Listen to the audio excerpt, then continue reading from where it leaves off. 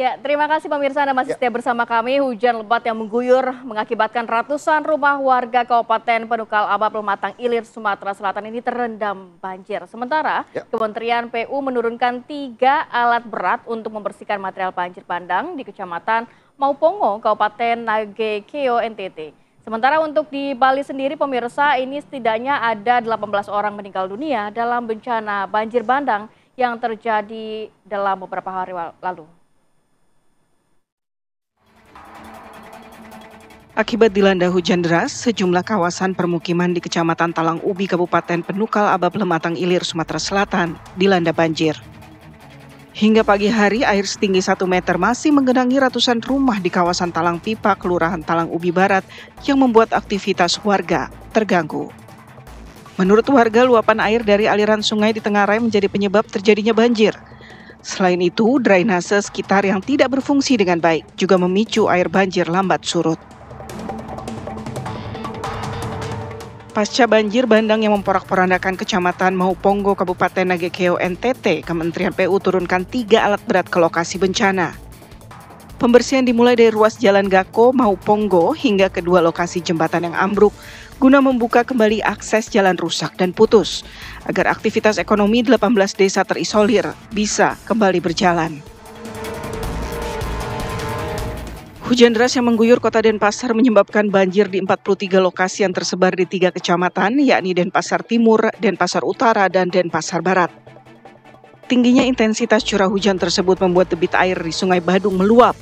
Pasar Kumbasari yang terletak persis di sebelah Sungai Badung pun tak luput dari terjangan banjir bandang. Data BPBD Kota Denpasar mencatat, banjir tersebut menjadi bencana banjir yang cukup besar dialami warga Kota Denpasar dalam beberapa tahun terakhir dan menewaskan setidaknya 18 orang warga. Tim TV One mengabarkan.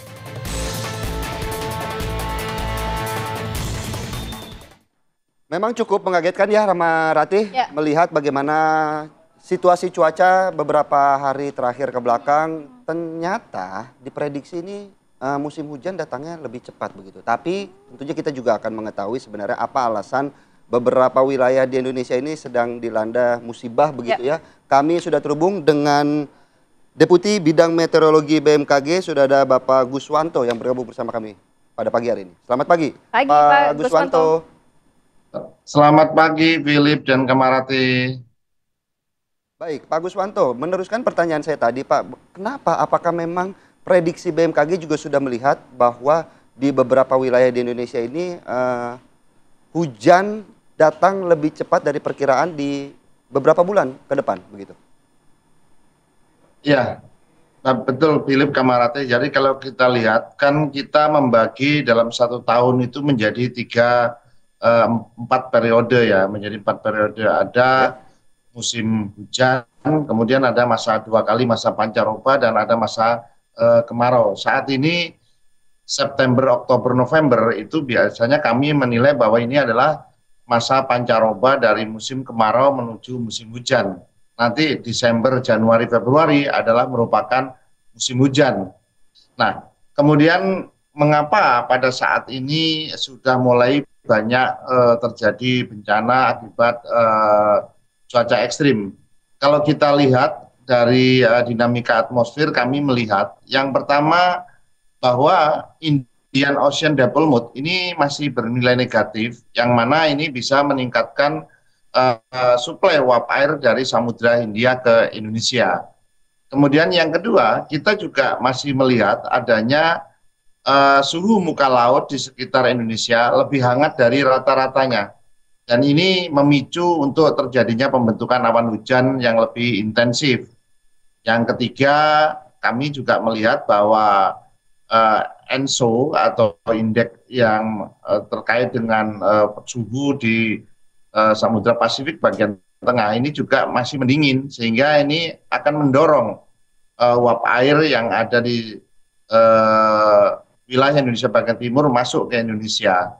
Dari beberapa hal itu kami juga melihat Philip dan Kamarate bahwa dari dinamika atmosfer yang lain, kita juga melihat adanya 3-5 hari yang lalu itu ada bibit siklon tropis 93S di Samudra Hindia.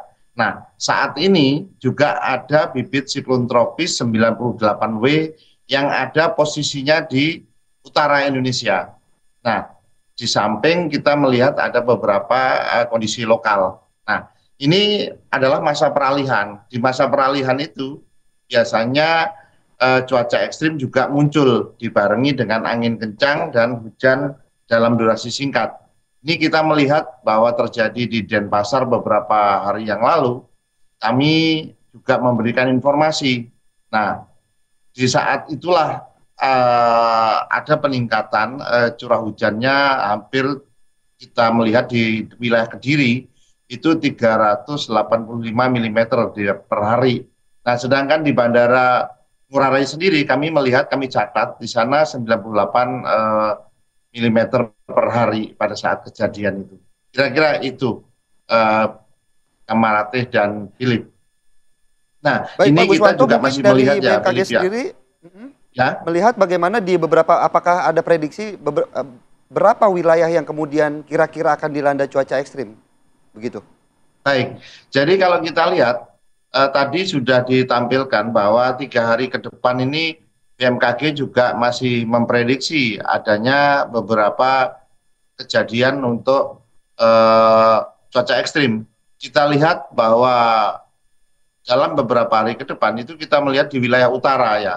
Nah, di wilayah utara ini yang perlu kita waspadai adalah di Sumatera dan Kalimantan. Kemudian di tanggal 17 kami juga bisa menyampaikan, kami juga mewaspadai daerah lain, misalkan di Jawa Tengah ya, Jawa Tengah itu juga masih terjadi.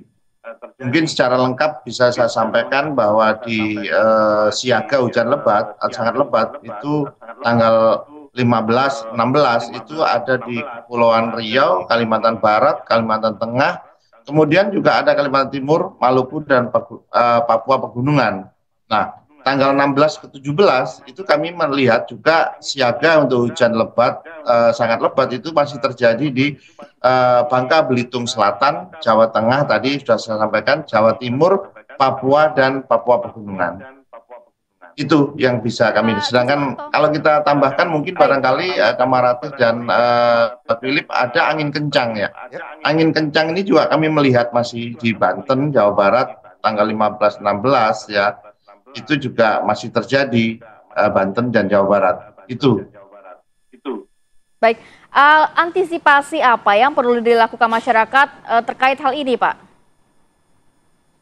Baik, antisipasi yang diperlukan, yang dilakukan masyarakat. Yang pertama, kalau kita lihat kan saat ini air itu masih berlimpah ya. Artinya bahwa untuk pertanian ini bisa meningkatkan untuk produksi pertaniannya. Namun juga kalau air itu kelebihan juga, ini juga menimbulkan bencana. Ini juga bisa gagal panen. Nah, untuk itu kami menyesuaikan kalender tanam ya, gunakan varietas yang tahan genangan air, barangkali bisa juga memperbaiki irigasi dan drainasenya.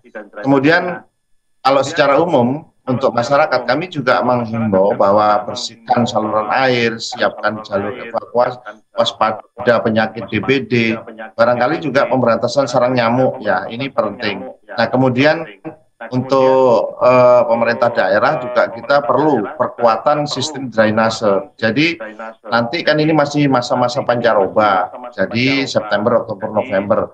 Nanti di Desember, Januari, Februari itu adalah masa musim hujan. Jadi kita siapkan supaya pada saat musim hujan itu tidak terjadi, apalagi puncak musim hujan kita prediksi di Desember, Januari. Ini masih sangat menjadi puncak daripada musim hujannya.